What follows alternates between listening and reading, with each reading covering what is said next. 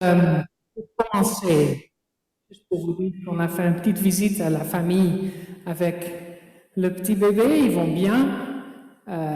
Donc si jamais vous êtes dans les alentours de QJ, n'hésitez pas, ils sont super choux et c'est toujours un moment spécial quand on a notre premier.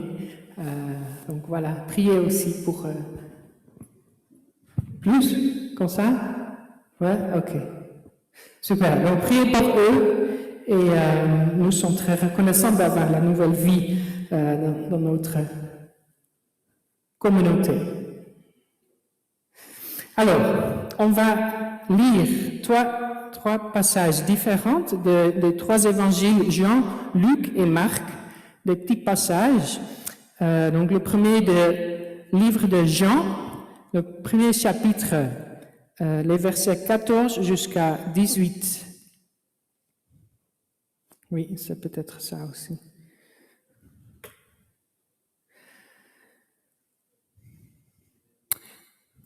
Alors, je lis avec vous. Et la parole s'est faite homme.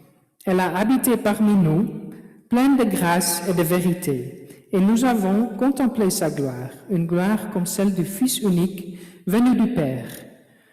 Jean lui a rendu témoignage et s'est écrié, c'est celui à propos duquel j'ai dit, celui qui vient après moi m'a précédé, car il était avant moi.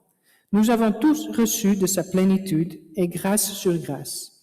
En effet, la loi a été donnée à travers Moïse, mais la grâce et la vérité sont venues à travers Jésus-Christ.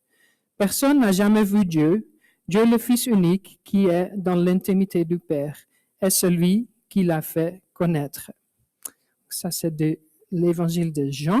Après, de l'évangile de Luc, le chapitre 17, les versets 20 jusqu'à 25.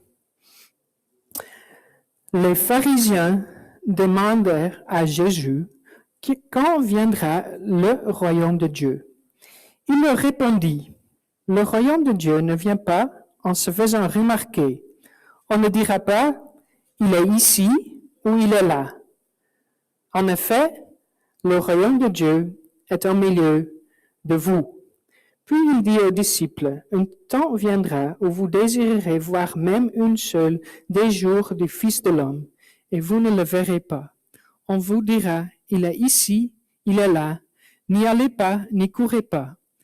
En effet, tout comme l'éclair resplendit et brille d'une extrémité du ciel à l'autre, ainsi sera le Fils de l'homme dans son jour.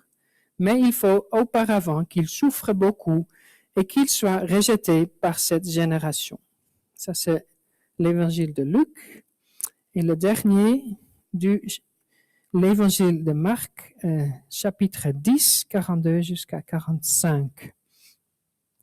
Jésus les appela et leur dit, vous savez que ceux que l'on considère comme les chefs des nations dominent sur elles et que leurs grands les tiennent sous leur pouvoir. Ce n'est pas le cas au milieu de vous. Mais si quelqu'un veut être grand parmi vous, il sera votre serviteur. Et si quelqu'un veut être le premier parmi vous, qu'il soit l'esclave de tous. En effet, le Fils de l'homme est venu, non pour être servi, mais pour servir et donner sa vie en rançon pour beaucoup. Ça, c'est le dernier. Prions. Merci Seigneur pour ta parole. Merci pour ton Fils Jésus qui est venu pour installer le royaume. Merci Jésus que tu es venu entre nous. Je prie Saint-Esprit que tu viennes, que tu ouvres nos cœurs afin qu'on puisse recevoir ce que tu as pour nous. Au nom de Jésus. Amen. Alors, comme peut-être vous savez, on a parlé de Missio Dei, ou la mission de Dieu, et c'est une herméneutique, un missionnaire de la Bible. En d'autres mots, on regarde la Bible et on voit tout ça dans les lunettes de la mission. C'est la mission de Dieu. Et on a parlé déjà de la mission donnée à tous les humains. on a aussi parlé de la mission donnée au peuple d'Israël. Et là, on va parler de la mission donnée à Jésus. Juste pour vous souvenir, la mission de donner à tous les humains, on appelle ça le mandat de création. Et c'est réaliser l'image de Dieu dans tous les humains, remplir la terre, cultiver la terre et aussi avoir une relation avec Dieu qui est devenue très difficile à cause de la chute. Et après, on a parlé de la mission d'Israël.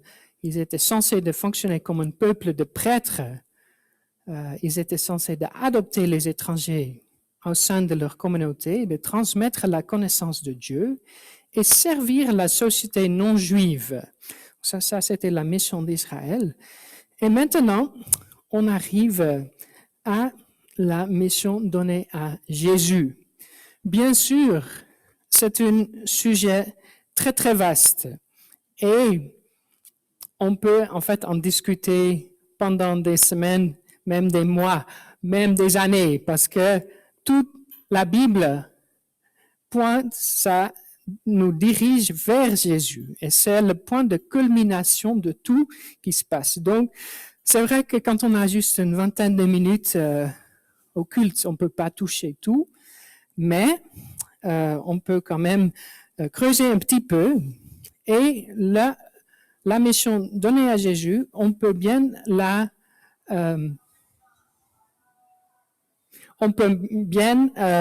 mettre dans le cadre du prophète, prêtre et roi. C'est tout un bon souvenir qu'on n'a pas nos natels en marche pendant le culte. Hein? Ça peut nous passer tout, bien sûr. Alors, Jésus, il est le prophète, le prêtre et le roi ultime. Qu'est-ce que ça veut dire? Alors, Jésus est le prophète parce qu'il révèle Dieu d'une manière personnelle. Des fois, quand on pense à Jésus, on pense tout de suite à sa mort sur la croix, ce qu'il a fait pour nous. Mais Jésus est aussi la révélation personnelle de Dieu. C'est une mission prophétique. Jésus, il révèle pas seulement les paroles de Dieu comme les prophètes dans l'Ancien Testament, mais en fait, il est Dieu. Donc, dans toute sa vie, il révèle Dieu. C'est l'incarnation. Donc, Jésus, c'est Dieu incarné.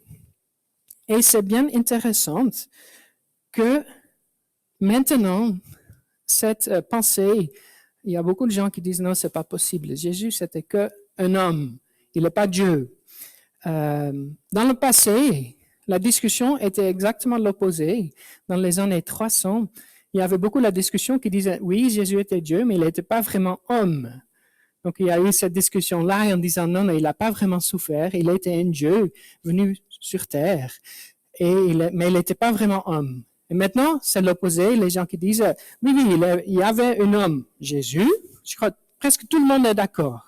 Il y a peu de gens, même des athéistes, qui nient le fait qu'il y a eu un homme qui est né, qui s'appelait Jésus, qui est mort sur une croix. Parce qu'on a des sources historiques. Par contre, ils disent, mais il n'est pas Dieu. Il n'est pas Dieu. Donc ça, c'est l'opposé. Mais la Bible nous dit différemment, et on a lu ça en juin, le fait que la parole s'est fait homme. Elle a habité parmi nous. Donc Jésus, c'est l'image de Dieu, parfait. C'est Dieu lui-même dans un corps humain. Donc quand on veut connaître Dieu, c'est aussi par Jésus qu'on peut connaître Dieu. Connaître, c'est pas seulement dans un sens intellectuel, mais aussi dans le sens hébreu du mot, relationnel. On peut avoir une connaissance relationnelle de Dieu par Jésus. En d'autres termes, si on veut savoir qui est Dieu, et personne n'a vu Dieu, c'est ça que la Bible dit, on regarde Jésus. Quel est le caractère de Jésus? C'est le caractère de Dieu. Quel est le cœur de Jésus? C'est le cœur de Dieu. Donc quand les gens disent, ouais, mais est-ce que tu as vu Dieu? On dit, regarde Jésus. C'est Dieu. Ça, c'est Dieu. C'est Dieu dans un corps humain. Donc ça, c'est sa mission. Une partie de la mission de Jésus, c'était de révéler Dieu. Et l'ancien archevêque de l'Église anglicaine, Arthur Michael Ramsey, il a dit l'importance de la confession Jésus est Seigneur n'est pas seulement que Jésus est divin, mais que Dieu est semblable au Christ. Donc dans ce sens, c'est cette idée-là. Quand on veut savoir qui est Dieu, on regarde Jésus. Et ça va dans l'autre sens, bien sûr aussi, parce que Jésus, il est Dieu. Alors, comment Jésus a pu accomplir cette mission? Parce que lui-même, il est le Fils de Dieu, il est Dieu. Et on peut apprécier qui est Dieu par la vie de Jésus. Et au même moment, Jésus était aussi véritablement humain. Et ça, c'est la deuxième partie que je viens de dire, que dans le passé, les gens ils disaient, oui, il était Dieu, mais il n'était pas vraiment humain. Oui, il était humain comme nous. Il a passé par toutes les tentations comme nous. Il a eu toutes les faiblesses comme nous, mais il n'a pas péché. C'est ça la différence.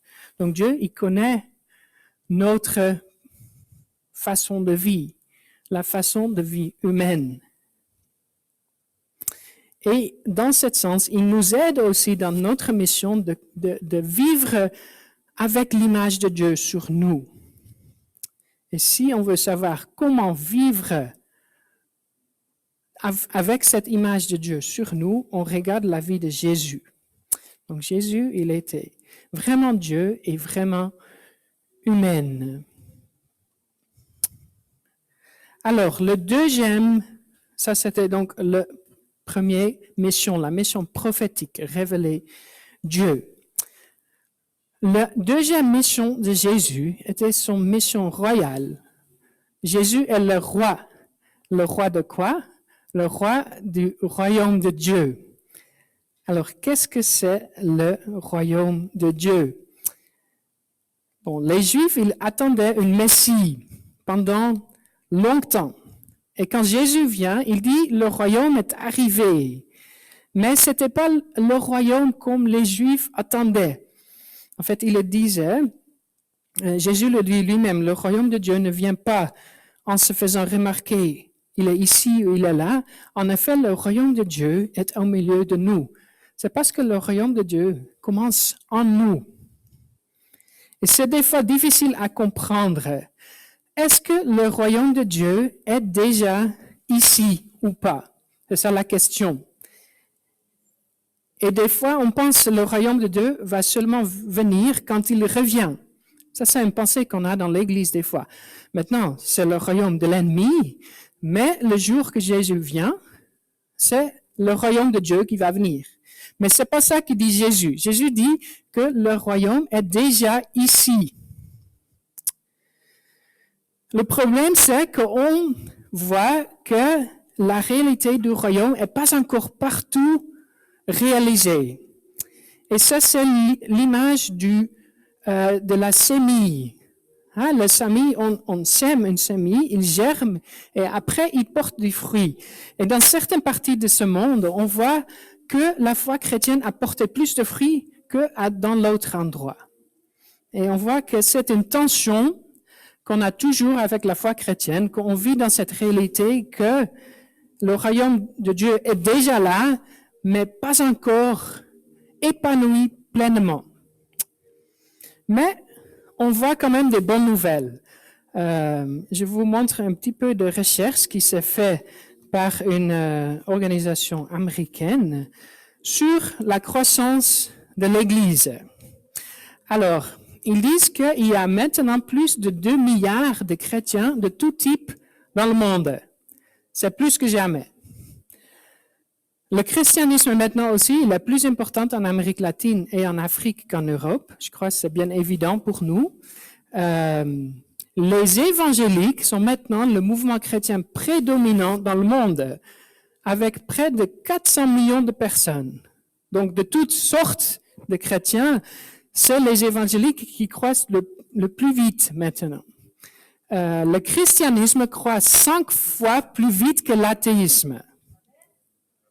C'est bien ça. Ils disent qu'en 2050, les croyants charismatiques devraient être plus d'1 milliard, tandis que les non-religieux seront 850 millions. C'est aussi une bonne nouvelle. En 2050, ils disent que les chrétiens de toutes sortes seront un nombre de 3 milliards. Donc encore 1 milliard de plus que maintenant.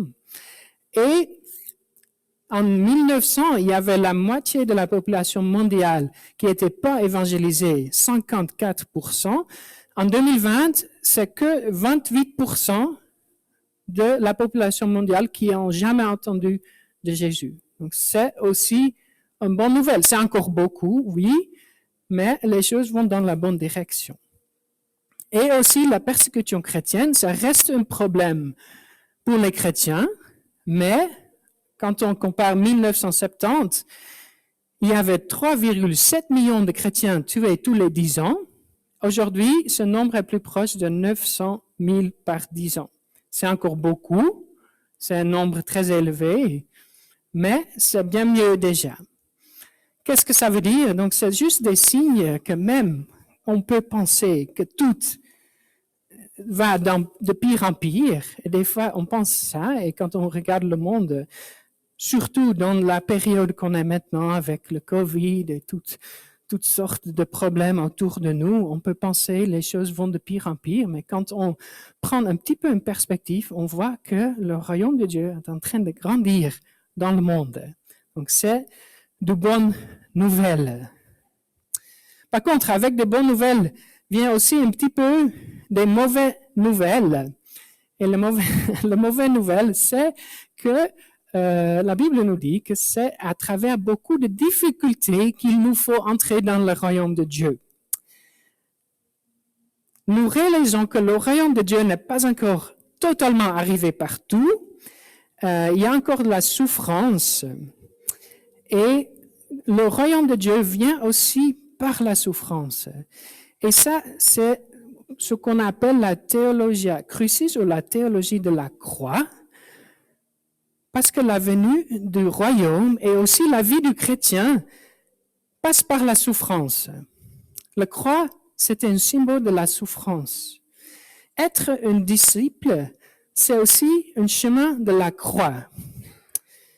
Et c'est important à comprendre parce que souvent nous considérons que les difficultés, les épreuves sont contraires à la foi. On dit que Dieu veut qu'on soit tout béni. C'est vrai, oui, je suis tout à fait d'accord. Par contre, la bénédiction se présente parfois différemment qu'on imagine. Et la lutte et la difficulté font en fait partie de la croissance du royaume. Ça ne veut pas dire qu'on cherche les difficultés. Ça ne veut pas non plus dire qu'on ne veut pas prier pour la bénédiction, la bonne santé, avoir assez à manger, etc. On veut prier pour ça. Mais c'est vrai que des fois, il y a des souffrances. Et par des souffrances, on croit dans notre foi. Donc, il faut bien se souvenir ça. C'est pour ça que la Bible dit, c'est à travers beaucoup de difficultés qu'il nous faut entrer dans le royaume de Dieu. Donc, c'est possible que nous allons rencontrer des résistances. Et on a vu, je crois aussi ça avec le Covid pour l'Église, ça a été très dur dans le monde. Ils ferment des églises dans certains pays, etc.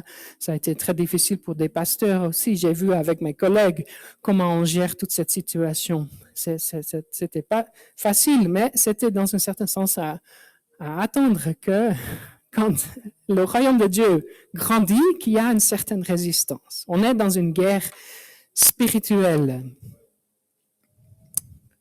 Alors, il y a aussi une tentation qui peut venir pour nous dans ces difficultés. On peut avoir la tentation de penser, j'espère que Jésus revient vite. J'espère qu'il revient demain. Pourquoi? On aura moins de difficultés. Est-ce que c'est une bonne motivation? Je ne suis pas sûr. Et c'est Jésus lui-même qui aborde cette question. Il dit de ne pas s'en préoccuper. Il dit que un temps viendra où vous désirerez voir même une seule des jours du Fils de l'homme et vous ne le verrez pas. On vous dira, il est ici, il est là, n'y allez pas, n'y courez pas. Et je crois que c'est un bon souvenir que de ne pas entrer dans cette attitude de dire « Oh, j'espère que Jésus vient demain. Oh, tu as vu cette prophète qui a dit qu'il va revenir dans 30 jours, là ou là. » On entre dans cette attitude, mais c'est pas ça que Jésus dit. Il dit quand le jour du Fils de l'homme va venir, on va tous le voir. Donc, fais pas trop de soucis, va pas chercher pour ça. Voilà. Quand le jour du royaume de Dieu vient, en effet, c'est comme un éclair resplendit et brille d'une extrémité du ciel à l'autre. Je ne sais pas si vous avez vu des orages qu'on a eus, mais à Appalachia, on a vu des éclairs partout dans le ciel ces dernières semaines, et on veut ça sera comme ça. Tout le monde le saura que Jésus va revenir. Donc c'est ça son mission comme roi, d'inaugurer le royaume de Dieu qui est en train de grandir dans le monde. Et on a le privilège de faire partie de ça. Et après, Jésus est aussi le prêtre. Il est le prêtre qui a offert sa vie comme sacrifice pour nos péchés. Et ça, c'est une mission unique à Jésus. Jésus est devenu l'agneau de Dieu qui a enlevé le péché du monde. Et ça, c'était une mission sacerdotale, une mission de prêtre. Il n'était pas juste un combattant pour la justice ou un réformateur de la foi d'Israël. Il était aussi cet sacrifice. Et c'est ça qu'on a lu en Marc qui dit « Jésus est venu pour servir et donner sa vie en rançon pour la multitude. » Jésus est devenu le serviteur de Dieu souffrant, dont parle Ésaïe 53. Souffrir à la place des autres. Ça, c'était la mission de Jésus sur terre. Et le Nouveau Testament en parle en de nombreuses images. Le rachat d'un esclave lié au paiement de la peine de mort que les pécheurs méritaient. Quelle que soit la manière, cette mission de Jésus, c'était que Jésus qui pouvait accomplir cette mission. Il était le grand prêtre et au même moment, il était aussi le sacrifice. Ça, c'était unique. Il était le prêtre et le sacrifice. Les prêtres humains, ils ne pouvaient pas offrir un sacrifice pour leurs propres péchés. Mais Jésus, il a pu donner sa vie, pas pour ses propres péchés, mais pour les péchés des autres. Donc, souffrir à la place des autres, ça c'était aussi une partie de la mission de Jésus comme prêtre. Et ce qui est aussi très unique avec Jésus, c'est qu'il a rendu de nouveau possible cette mission donnée à tous les humains.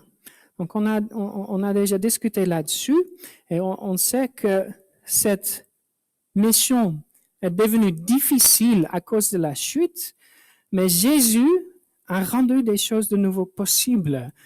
Donc, réaliser l'image de Dieu dans tous les humains, Jésus est la véritable image de Dieu et par lui, nous pouvons à nouveau porter cette image de Dieu en nous. Donc, Jésus rend ça possible de nouveau. Aussi, quand on parle de construire la société, Jésus a montré comment nous pouvons réellement construire une bonne société en aimant nos prochains, même nos ennemis. Et ça, c'est une idée radicale, hein? Aimer les ennemis. Ça, c'est que les chrétiens qui enseignent ça. Oui, on peut aimer notre famille, nos voisins qu'on aime bien, mais nos ennemis. Mais c'est ça la foi chrétienne. La réconciliation entre les gens, entre les tribus, entre les ethniques, les gens de langues différentes. Après, la mission socio-écologique, on a parlé de garder, cultiver la terre. Bon, on voit dans la vie de Jésus qu'il a le plein pouvoir sur tous les éléments. Hein? On voit la tempête qu'il dit aux disciples, pourquoi vous avez peur? Et il dit, calme à l'orage et l'orage arrête. Donc Jésus avait le plein pouvoir sur la nature. Et aussi, on voit ça avec la multiplication de la nourriture qu'il a fait quelquefois. Donc Jésus a ce pouvoir Mais avec ce pouvoir, il a aussi une modération, une sagesse, un contrôle de soi, donc une gestion responsable. Et quand on pense, imaginons que nous, comme êtres humains, on aura ce pouvoir que Jésus a sur la nature, est-ce qu'on l'utilisera pour le bon? Je crois pas. On va l'utiliser pour avoir plus d'argent ou je sais pas quoi, mais pas pour le bon. Mais Jésus, il avait ce pouvoir, mais il avait aussi cette modération, une gestion responsable. Et la dernière chose, la relation avec Dieu. Jésus a été très critique sur l'observance religieuse du sabbat, et on a mentionné déjà aujourd'hui, la religiosité, ça plaît pas à Dieu quand on fait les choses pour l'apparence. Mais il a dit que la relation personnelle et intime avec Dieu, c'est ça qui est important. Et c'est ça aussi qui est de nouveau possible avec Jésus, avec le Saint-Esprit. On peut avoir cette relation avec Dieu. Donc Jésus a rendu la mission de tous les êtres humains de nouveau possible par la rédemption. Et la mission de Jésus n'est pas terminée. Des fois, on pense, ouais, maintenant Jésus il est ascendu au ciel, maintenant c'est fini. Non, il continue à construire son Église. Et il dit que où nous sommes réunis en son nom, il est là, d'une manière spirituelle. Et il nous envoie le Saint-Esprit qui est là pour nous encourager. On a entendu ce mot paraclète qui veut dire encourager, réconforter, enseigner. Donc Jésus, il est toujours engagé avec son Église, avec nous. Et Jésus est toujours glorifié dans son Église. Parce que sans Jésus, l'Église, c'est quoi? Nous sommes le corps de Christ. Sans Christ, nous sommes un corps sans tête. Ça ne marche pas. Nous serons morts. Donc l'Église sans Christ, ça ne va pas. Et c'est aussi que Jésus dit, sans moi, vous ne pouvez rien faire. Mais avec Jésus, on est vivant comme Église. Donc Jésus, sa mission, c'est pas terminé. Il continue à construire son Église et il continue à intercéder pour nous. C'est ça aussi que la Bible dit. Ainsi, puisque nous avons un souverain grand prêtre, Jésus, le Fils de Dieu, restons fermement attachés à la foi que nous professons. En effet, nous n'avons pas un grand prêtre incapable de compatir à nos faiblesses. Au contraire, il a été tenté en tout point comme nous, mais sans commettre péché. Approchons-nous donc avec assurance du trône de la grâce, afin d'obtenir compassion et de trouver grâce pour être secourus au moment opportun. Amen. Amen.